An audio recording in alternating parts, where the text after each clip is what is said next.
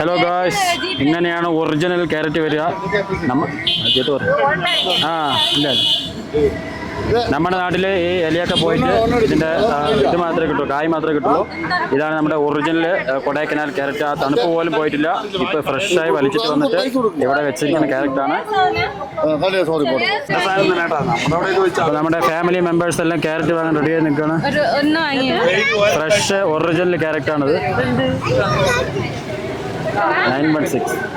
ഇത് നോക്കുന്നത്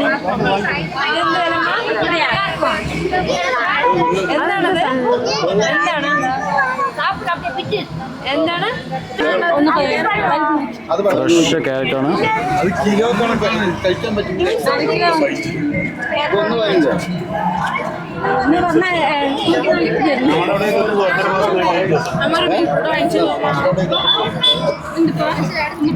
original carrot, original plums എല്ലാം ഇവിടെ തന്നെ കൃഷി ചെയ്യുന്ന ഒറിജിനൽ സാധനങ്ങളാണ്.